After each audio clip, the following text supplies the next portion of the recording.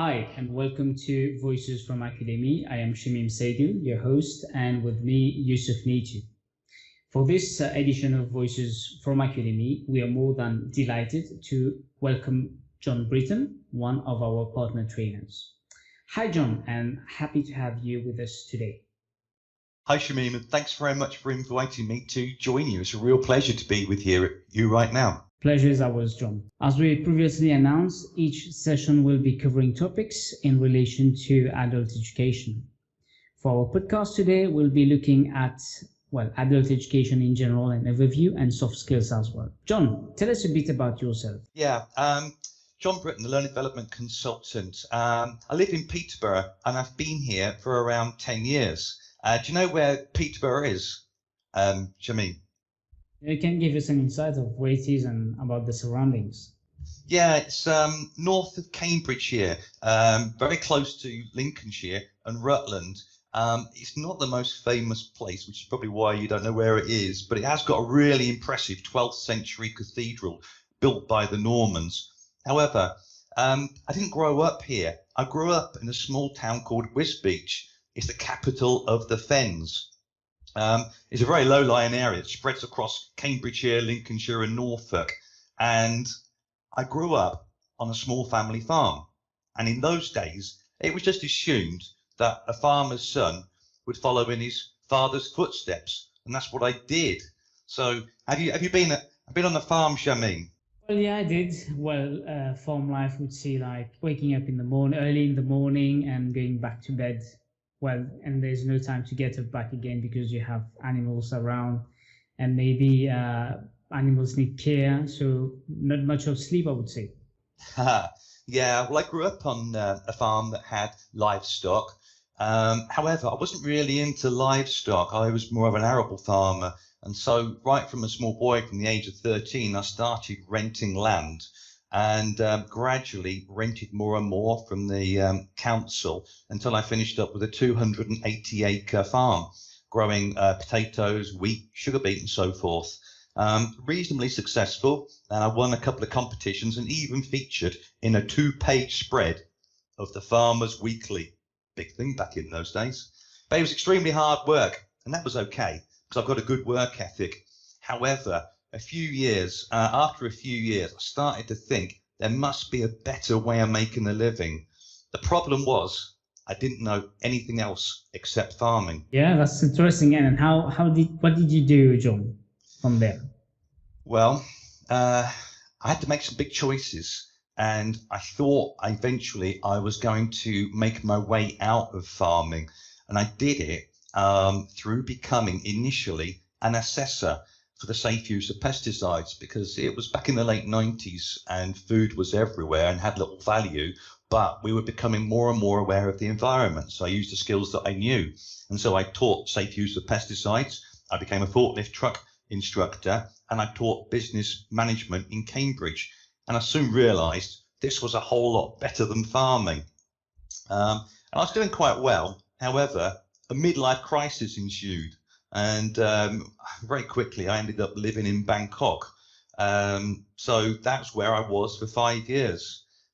Crazy at times, but it was also the best years of my life. Have you been to Bangkok, Shameem? Me and Yousouf still planning to go out there.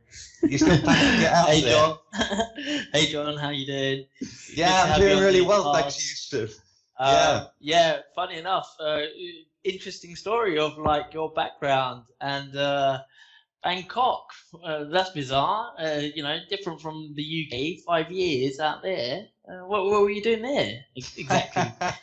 Can't say you were doing farming. No, I did try though using my skills. I did knock on a few government doors trying to use my skills for farming, forklift trucks and pesticides, but I nearly got arrested. They thought I was some crazy English guy and the government didn't speak any Thai, but that's another story. No, I started just doing, what most people do. They don't go out there with a job, and that's teaching English. And so I was working in very poor schools around the outskirts of Bangkok, an hour here, an hour there, spending more on taxis than I was actually earning. But gradually I worked my way up the chain and got some really good jobs in language schools, and I fell into a job in a 4-star hotel. Then I got headhunted by a 5-star hotel, and I finished up the learning and development manager for Bangkok Marriott Resort and Spa, a really big hotel. It's not called that now. It's now called Nantara. But that had a big influence on me working for such a large organisation, and I was very fortunate to go to many other Marriotts around Thailand and learn hospitality management skills and things like that. But it was, I think the key thing here for me was that one day my boss came in and she put some documents on my desk and said, can you teach this to the heads of departments? So we're looking at expats, who were head of food and beverage, head of accountancy, sales, and those sorts of things. And I had no idea what it was, but when I opened the box, it was material from Ashridge Business Management School here in England about leadership, teamwork, and communication, and those sorts of topics. I just soaked it up like a sponge. I absolutely loved it. When five fantastic years, though, did come to an end, and I returned to England in 2006 to teach health and safety. Health and safety. That's a long way, obviously, being from the corporate environment to, starting in agriculture and then corporate environment and then back to health and safety. That's a mix.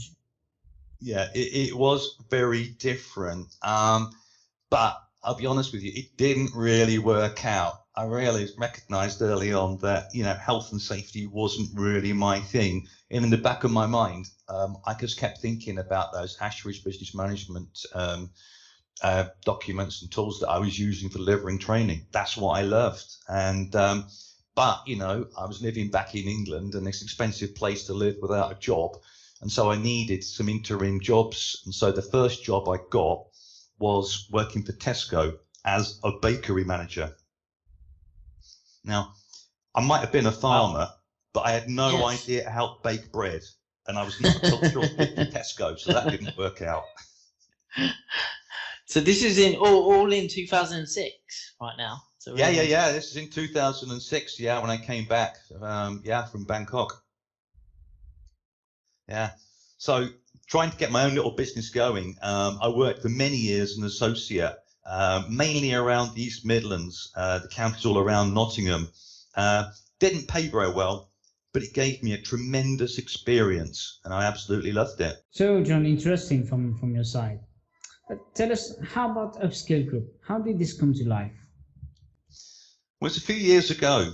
I developed some really good relationships with other L&D professionals, people that I liked, trusted, people that I could share ideas with, and people that I really wanted to work with.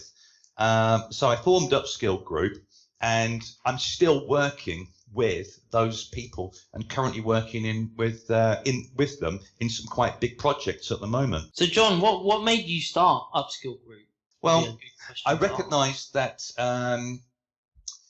the associate company that I was working for, they weren't great with their customers, and they weren't great with their trainers, people like me.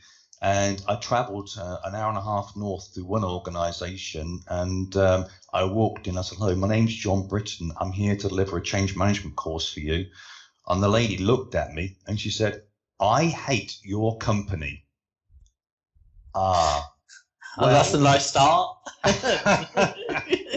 I said, well, I'm here today to deliver you a fantastic course, an enjoyable course that will enable your people, blah, blah, blah. And it had a big impact on me as I was delivering that course throughout the day. And that lady, she actually, we kept in touch for a long time, and she wrote me a LinkedIn recommendation. So there was some good to come out of it. But I recognized that, it was time for me to depart from that particular company. And so what year did you form Upskill? Oh, this was only a few years ago, really. Okay. But, before that, I did have another little company. But I think that the thing with Upskill Group is that all the experience that I garnered up until that point, it made me realize that, I do enjoy working with others. I do like having other professionals around that I can bounce ideas off, people that I can trust and talk to things about and complement each other. So one of the guys, for example, his specialism's emotional intelligence. Another is sales. Another is, given presentation skills. And so we all have our particular areas that we enjoy working in. Jon, what would you say about your specialism areas in the field of training? Well, I think that what I recognised was that although, all of us within Upskill Group, we can deliver many of the courses, each of them does have a specialism. And over the years, I've become increasingly interested in employee engagement. I've come to realise that too many people don't enjoy their jobs, and very few people actually love their jobs and enthusiastic about going to work. And because too many people don't enjoy their jobs, this means they really don't want to go to work. They sort of get the Sunday night blues on a Saturday morning. They don't really enjoy their breakfast, with their families, and they go to work grudgingly and think their workplace is dysfunctional and come home and, tell their family, how unpleasant it's been at work. And that grinds them down. It grinds down their family and anybody that will listen to. And so I think what I've recognized is that there's a lot of work to be done here. And I think I can make a big difference. So, I'd really like to see people enjoying their jobs, feeling that they're happy about going to work, and somewhere where they can enjoy, because, I think I've read it somewhere that we spend 100,000 hours of our lives at work, and more of our waking hours at work than we do with our loved ones. So for me, I think it's employee engagement. Excellent, Jon. And how long have you been teaching that sort of subject? Well, I think what I've recognised is that it is a subject, but it's more than that. It can be a bit more holistic. So everything that we do adds up to employees being engaged. If they've been selected to do some training, usually that's considered to be a good thing. And so by helping them to develop their, say, communication skills or assertiveness skills, they're going to feel happier about that and, enjoy their work more. And if they enjoy it more, they're going to have a raised morale and be more productive. Yeah, definitely. I think that's a key. It's like, the morale has an instant impact on productivity, and I think that's a very key part for any sort of business or business owner to ensure that morale is always in a positive set. I think it's a very good point. Yeah, I mean, it's really simple. Happy people do more.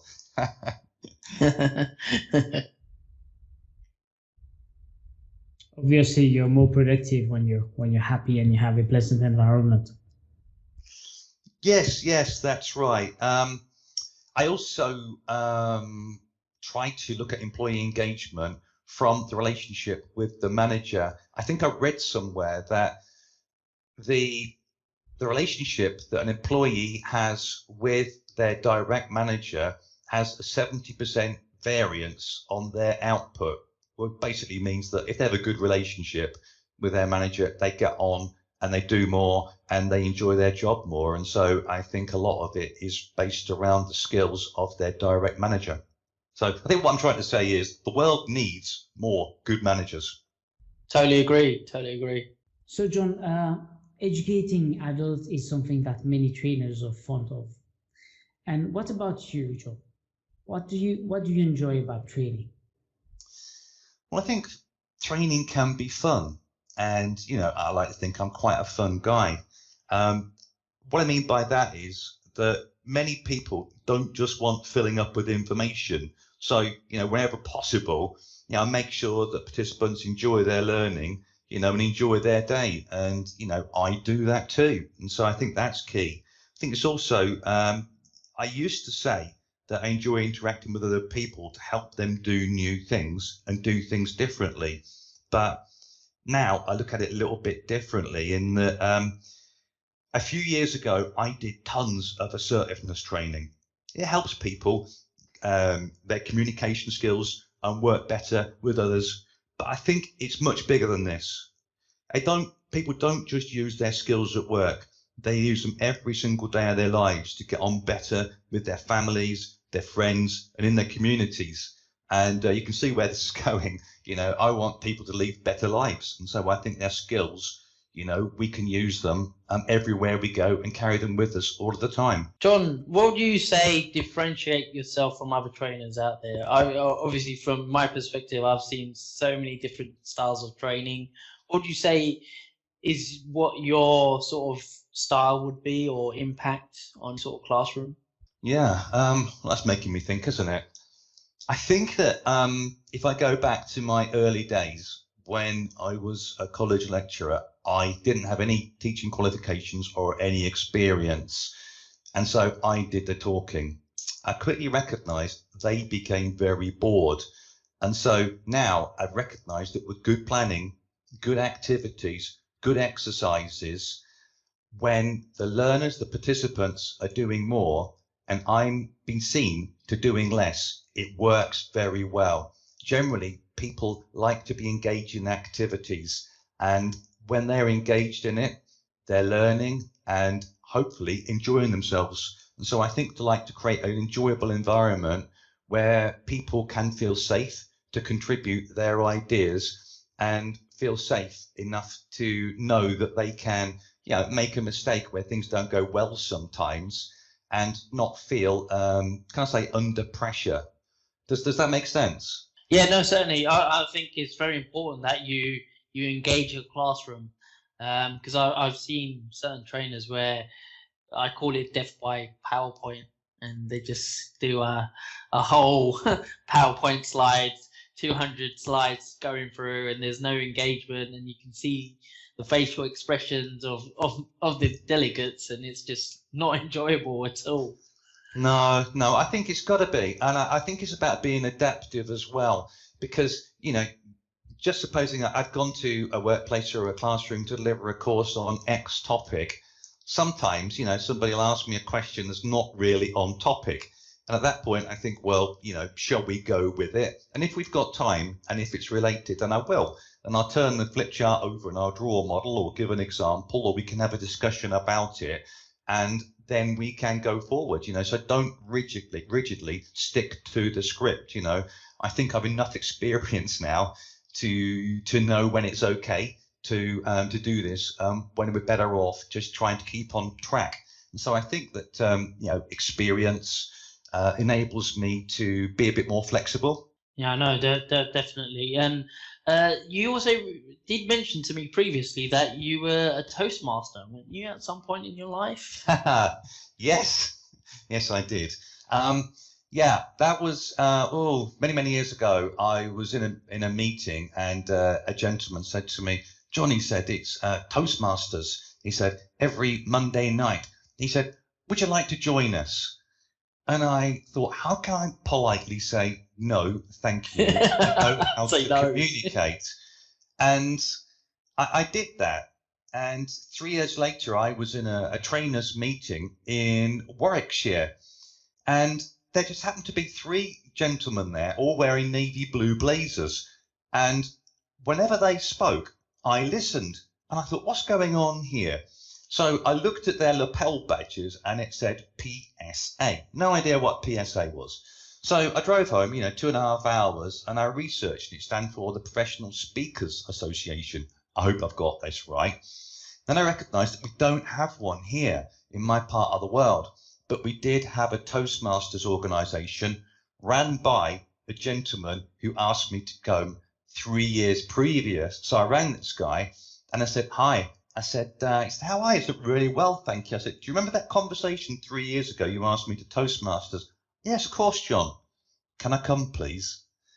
That was it. And so I went along, and I recognized early on that I did need to develop my communication skills, but I didn't realize how bad my listening skills were. Because when we're born, we can hear, but we have to learn how to listen. And so I did this and gradually developed my communication skills through the Toastmasters 10-step method. And I became a competent communicator and a competent leader. And I still keep in touch with some of the friends I made from 3 to 4 years ago when I last went. And again, I carry those skills with me all the time. And that's the best learning that I've done as an adult, was join Toastmasters. Excellent. And you obviously bring this to your sessions as well. I hope so. It comes in very, very, very handy, let's just say, especially with communication skills, presentation skills, and so forth. Yes, I love those skills. Yeah, they are some favorites. Let's talk about the current pandemic. Were you in the business affected, Jon?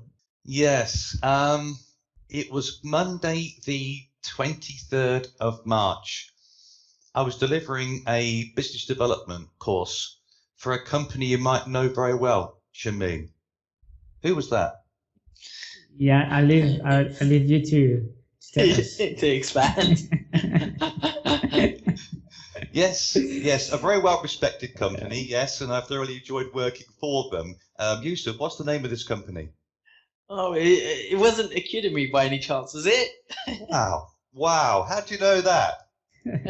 So I had a really, really good day. Unfortunately, only about half of my participants turned up because they were a little bit wary of the current climate. But anyway, I was still going to go and do the job. And I had another really, really good day and thoroughly enjoyed it. And I was on a train journey home, about 2 hours, 15 minutes, thinking, wow, what a great day that was. I can't wait to work for Acudemy again and deliver some more business development courses. To get home and find that my diary had been pretty much wiped out. Yeah, it was literally overnight. It was like ridiculous. I remember that session because you were obviously out in Birmingham, and we had a session in London at the same time, and literally we had full classes expected, and then suddenly it was literally half, and then like you said, the calendar's basically wiped out for the next 3 months. It was something that was basically unplanned. You can't just there was no planning or anything that could have been done to change this current situation. No, it couldn't. And I don't think people like me did know quite what to do. And some people said, "Oh, it'll be all right. Give it a few weeks and it will pass." And I didn't think that was going to be the case. So I started learning how to use all these online platforms. And so Adobe Connect was the first one that I learned how to use.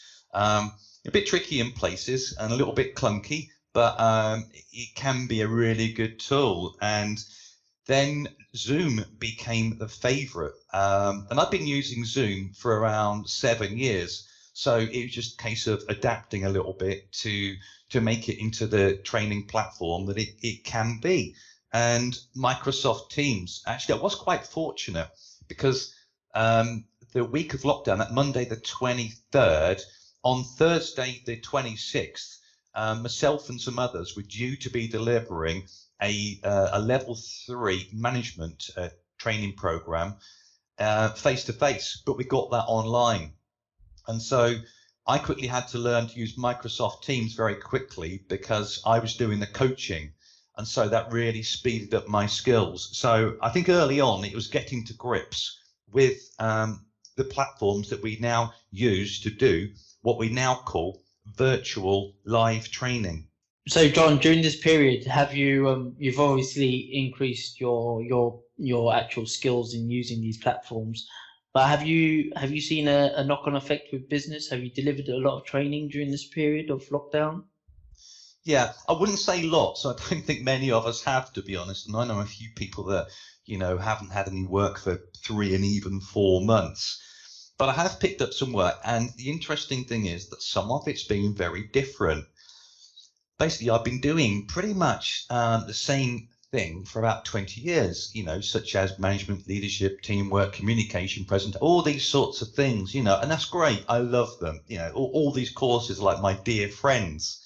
But new opportunities have come along with delivering sort of like, I'm going to call them on-trend courses, such as unconscious bias, our digital well-being, environmental awareness, and even menopause at work. And so these courses, I've been trying to get them online. Well, I have been getting them online, and that's been quite time consuming.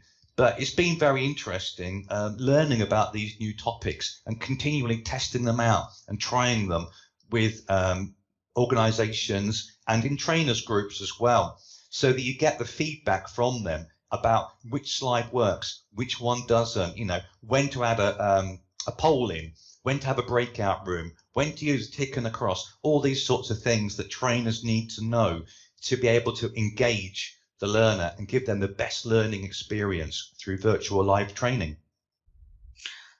That's interesting. Just one point I had to highlight.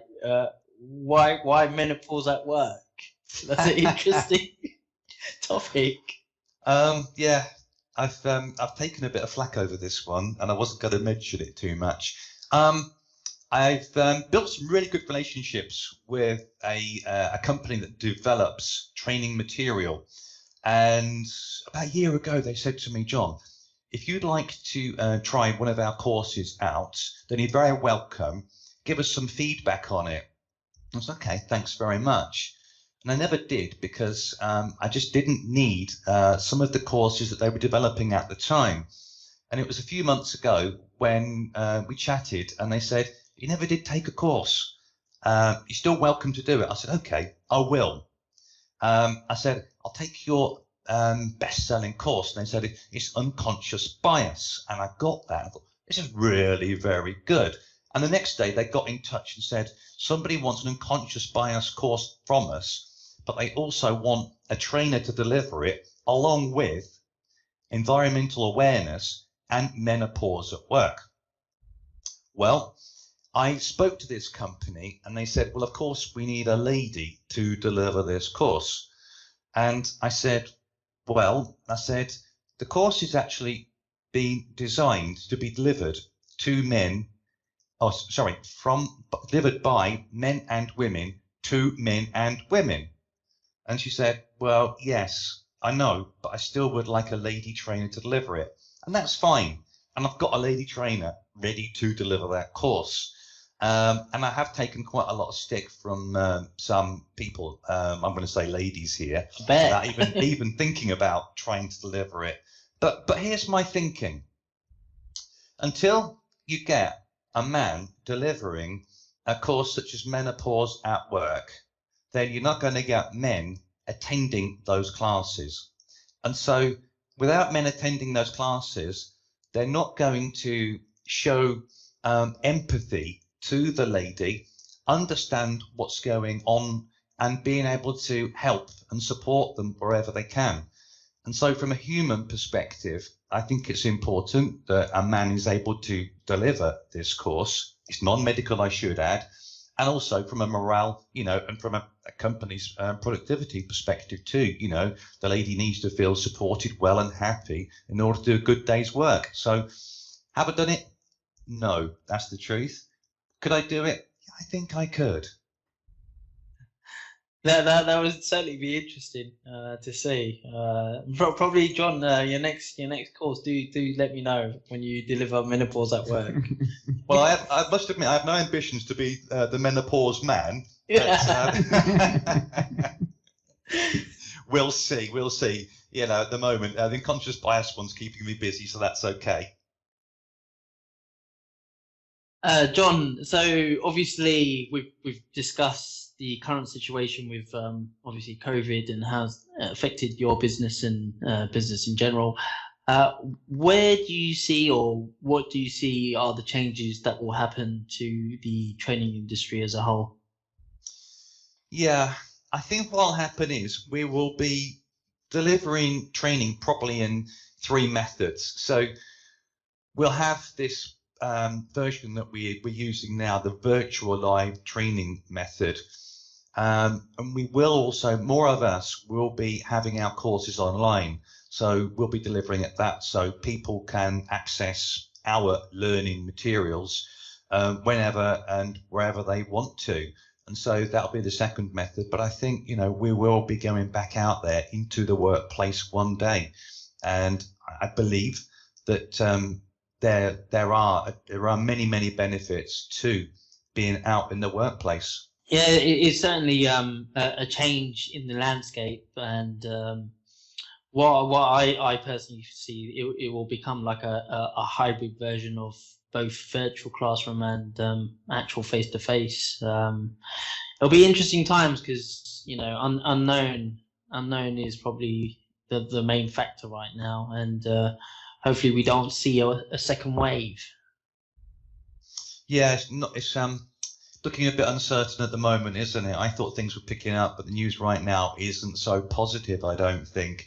But you know, I mean, one day we will go back to online learning, and I believe we will go back to face-to-face learning, and I believe that online learning's come a long way. You know, but for some courses, I'm going to say presentations and teamwork, for example, you know, classroom learning is best. You know, it gives you the opportunity to interact with others, practice, and get feedback. Jon, from your professional experience, what will be the 3 tips for employers to consider in respect of people development? I think the first thing that employers need to think about is what they actually want to achieve from the training. Now, I know this sounds really simple, but unfortunately, you know, too often the training I've delivered has been tick box exercise, for example, or, you know, maybe they think it's just going to solve some sort of problem, and invariably it doesn't work, and it's probably going to waste their money, and training gets a bad name, and it just doesn't need to be that way. So we can simply solve this by asking some really simple questions, such as, you know, what's happening in your workplace? You know, what do you want to see more of, or what do you want your people to do differently? You know, so what do they need to know? What do they want? How do they need to feel about doing their work? Those sorts of things. And then we can tailor the course for them, get some good learning objectives, deliver the training, and follow it up afterwards so it actually gets applied in the workplace. I think the second thing I'd like to say is think about who you want to develop your people. Because I mentioned earlier, do you remember me mentioning earlier about my work as an associate trainer? Yes. Yeah. Well, companies, when working as associate trainer, you know, companies often, they go online, find a big website, and they know nothing about the company or the trainer. You know, they simply hope the company was going to be a good one, and the trainer who turned up, people like me, had the skills, the knowledge, and the experience to make a difference. And the point here is that may work and that may not work. And so I'd like to see employers taking a little bit more time to get the person who is the right fit for their organization. Yeah. Does that make sense, Shameem? Definitely, Jon. I would say, well, a message to employers or L&D department looking out for training for their staff. When you're contacting a training provider, it's not just the course on the shelf that you can buy. It's what you need, what the experience your staff is missing, what gap we need to bridge from training perspective, for example. So the best thing to do when to start a training is that to sit down and have a chat about what will be your objectives about the training, what will be your goals you want to meet. Yeah, that's it, Shameem. So that at the end of the day, you know, you can look back on those objectives and tick them off and say, you know, did we hit them? And if we didn't, then we've left a little bit of time to make sure that we go over them, cover them. And so we've done a good day's work. So I think it's key there to make sure, you know, you do due diligence on the company and on the trainer. And I think the third thing is, we touched on it earlier, it's about getting the best way to learn. You know, we've got online, we've got virtual live training, as we mentioned, or the face-to-face learning. And online training, you know, it is, well, I think it's usually the cheapest, and it's great for introducing concepts. But, you know, classroom learning, it just creates the opportunities for meaning rather than just consuming information. And it gives you the practice to apply the skills that you've learned. And as we mentioned earlier, you know, it can be an enjoyable and fun. So, you know, and if you're not sure of which method's best for you, then you can always get hold of someone like me to talk it through to make sure that you get the best results for your people. Yeah, I think the method of delivery is very crucial point that definitely the companies or organizations should be considering even more so due to the pandemic, and have that discussion to make sure it meets the sort of results and expectations they want in terms of the training. Yeah, we're a bit limited right now, but it's not going to be here forever. Yes, that's right. That's right. I want to add that many people learners are afraid of virtual training. But at some point, it's good that you can have it from the comfort of your home. And we do from our side, from Acudemy, we do encourage the interactivity between the learners and the trainers. And as well as it's not only to do with virtual, we do for example, send copies of the course material to the delegates, so you have something tangible to write on. And we have very good feedback on all of virtual training we had. Yeah, virtual live training, it can be great. And I've delivered many virtual live training courses. It just takes that little bit more thought, can I say.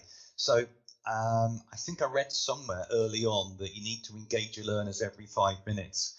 Well, I'd probably say it's less than 3, really. So you need to get them doing something all the time, such as using the ticks, the crosses, breakout rooms, polls, whiteboards, and those types of things, so that they're all the while doing something and taking information in a different way. Otherwise, if they're not engaged, they're switched off, and it's no good to anybody, is it? Yeah, or playing Candy Crush in the background. Oh, is that what you do, Shameem, is it? Hey, is that what you're up to right now? Because I can't see you. Have you got a good score? Lastly, John, any tips for growing potatoes? Potatoes.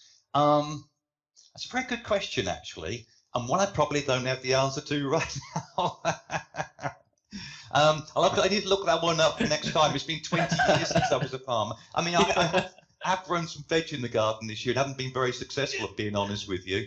The lettuces went a bit spindly, and the butterflies ate the cabbages, and the beetroots grew about the size of a 10p piece. So I'm probably not the right guy to ask about that now. But if you want to know how to make a trellis and plant lots of clematuses and climbing plants, I'm your man. Okay, yeah, we'll save that for the next podcast. Well, that's all for today's episode of Voices from Acudemy. Thank you for listening. John, it has been our pleasure for me and Yousouf to have you today. No, it's been great to be here, and I've really enjoyed my time with you this afternoon. Thanks very much, guys. Thanks, John. Take care. Join us again on our next webcast, when we'll be discussing more about different fields of training. Make sure you do visit us at acudemy.com and sign into our mailing list. Thank you from your hosts, Shameem and Yousouf. Cheers, guys. Bye-bye.